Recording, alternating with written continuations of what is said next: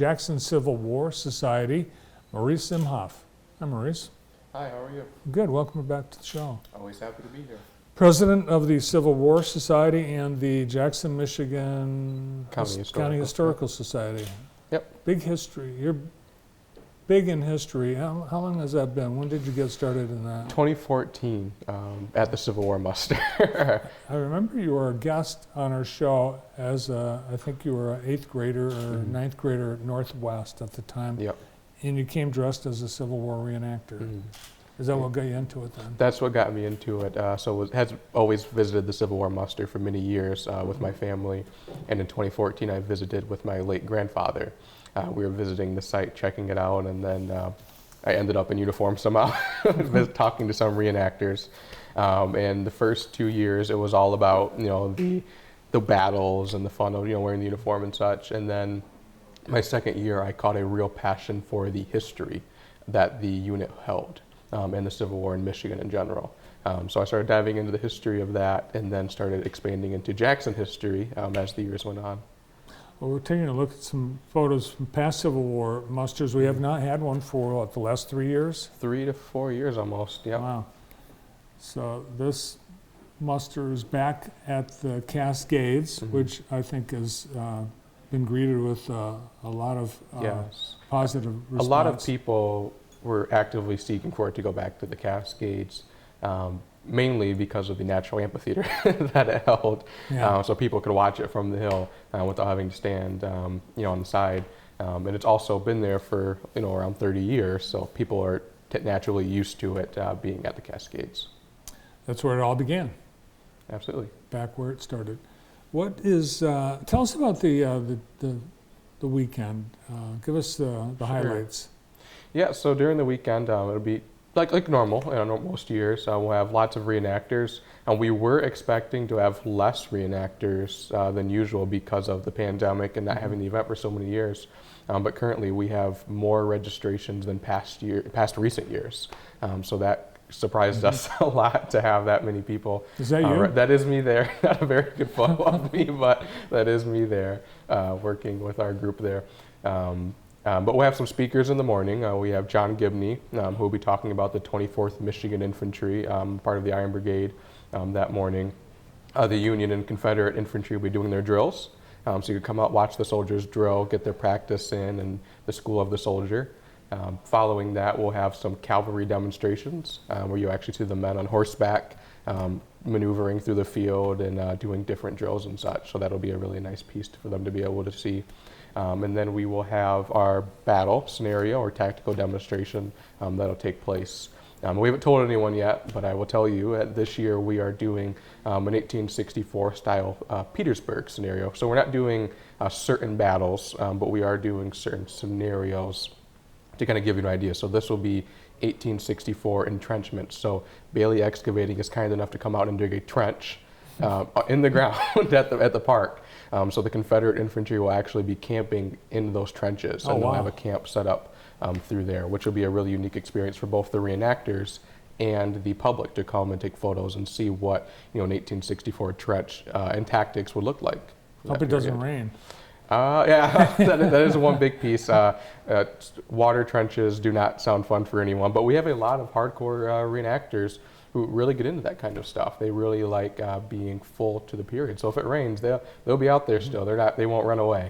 They will make it work. The Civil War fought in thousands of places. So as you plan what you want to present as far as reenacting history of the war, by not doing a specific battle, does that give you more leeway in what you're able to do? It does. So for example, in some cases, in past years in 2018, it was, I don't remember the certain battle that this tied to, but the cavalry wasn't a part of that battle. So our cavalry couldn't participate. So people would say, where are the horses? Where are the horses? Right. Yeah. So having this flexibility allows us to do all sorts of different things and show different tactics at that current time. And also with the amount of reenactors, we don't want to do the Battle of Gettysburg when you only have 300 reenactors, when you had a battle that had thousands and thousands of guys at it, for example. So we want to be able to provide the best historical presentation for the public as possible is the goal here. So and I've noticed the reenactors so particular about every detail being historically accurate, Right. to the point where in many cases the uniforms are the actual uniforms that were used. Right. And a big piece of that is like I said, we want to be able to teach the public, what they had, so you get a full comprehension of what it was like, including how hot it was to be in these uniforms. Having been someone who has done this living history since 2014, I know how hot it is, and it's a neat experience, and that's what we want to be able to show the public. Yeah, they so when didn't you have these questions that you see in photos and paintings and such, well, what did the uniform feel like? What was the food like in that period? You actually can go firsthand and see it. Yeah, there were no performance fabrics in the Civil War era. Wool. Yeah, and So then you mentioned Bailey sure. Excavating, but you also have another major sponsor putting this on. Right, Tripp's Auto Shop, and Tripp has been up with us for several years, and we're super excited to have his partnership, him and Barb's partnership in this event. So we're really excited about that. We've got the actual battles being reenacted, but the rest of the time there's something to do. Tell us about the grounds of the Cascades and what the families will encounter. Yeah, so when you first arrive, parking, as usual, free parking. We want the event to be completely free to the public as always. We'll have some food vendors there, arts and crafts. When you arrive, towards the battlefield area of the camps in Jacksonburg, you'll be greeted by different historians, Abraham Lincoln and such. We will also have a fife and drum band for the first time ever here at the Cascades for this event, which is Camp Chase Fife and Drum Corps. And they will start performing, and you'll also be able to see a Civil War coffee wagon. You'll be able to smell the coffee really quickly. But you can walk through the camp, see what civilian life was like. So not just military, but what was it like for the civilians, including the civilians who followed the men on their journey. So a lot of times when the infantry went through the town or they left the town, you'd have civilians that would often follow the men as long as they could, because during that time they always didn't have enough supplies to be able to feed the families and keep them as well. But then if you go farther back across the field, you will find the infantry camps, whether that's artillery, cavalry, or Union and Confederate infantry. That's all back there.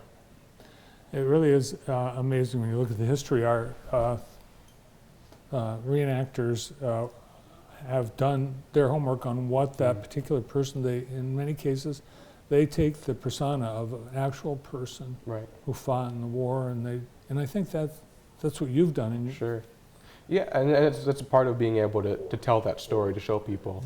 So for example, when I did it, I did a lot of one man who was Mr. Parker Bond, who started as a servant at Detroit's historic Fort Wayne, a military fort in the 1860s in Detroit. So being able to tell his story on how he was an employed servant, he was paid to work for the Army at the fort, and then go on to be a soldier, in the Army, and tell people what that experience was like for that guy to go from working for the military, enjoyed seeing the military, and then to actually wear the blue suit, wear that uniform, and tell what that was like for that gentleman. We've heard over the years people say, well, why a Civil War reenactment in Jackson? We didn't have a Civil War battle in Jackson, but the Civil War was in Jackson. Right, so there were no battles in Jackson, let alone the entire state of Michigan for the Civil War at least. But Jackson was the hub for the Civil War next to Detroit. Reason being is the governor of the time, Governor Austin Blair. If you don't know, he's on the front of the Capitol building on that statue there. He lived here in Jackson. He chose to live in Jackson right on Lansing Avenue. And you had different military camps that were here. You had Camp Blair and Camp Jackson. We just put a historical marker in for Camp Jackson just recently. That's where True Community Credit Union used to be. But here in Jackson, there was a lot of Civil War history. I can tell you stories of men marching up and down the street right here in town. In this very building, a group of Civil War soldiers met on the night before they shipped out on the third floor of this very building. So can you feel it? Can you feel that? A little bit, yeah. But we want to tell those stories, and that's what this is about. We're not here to celebrate the Civil War. We are here to tell these stories and the history, so you can be able to learn from it. What do you need at this point? We're just we're days really away from this. I think we're 3.5 weeks. I don't know. I've lost track. A lot going on, but it's very, very close. And we're super excited to see everyone come out. And that's the big piece, is show up, be able to come and learn about the Civil War and about the different experiences that Jackson had during that time period. And it's been a while, so we're happy to see some fresh faces, and the reenactors are looking forward to it as well. From what I've seen, events that are back, particularly those that have had to be dark for a period during the pandemic, are back with a vengeance. Yeah. The audiences, the crowds are better and bigger than ever before. And I bet that's going to be the case with the muster. That's the hope, Yeah. is that we'll get a lot of people. There has been a lot of excitement just on social media about the event coming back. Yeah, in some years it attracts between 20 and 30,000 people. That's correct. Yeah, we get people from all over the country who come to this, and especially all over Michigan. And part of that is the reenactors. The majority, I would say, only 10% of reenactors come from Jackson County. The rest of the 90% are all coming from all across the Midwest region. When I talk to people about the Civil War muster, a lot of people say, yeah, kettle corn. And I think that's where people in Jackson were first introduced to kettle corn. But the food, and that's part of the experience too. Right, so there's modern food, but there's also period food that's made over the fire and such that you can try.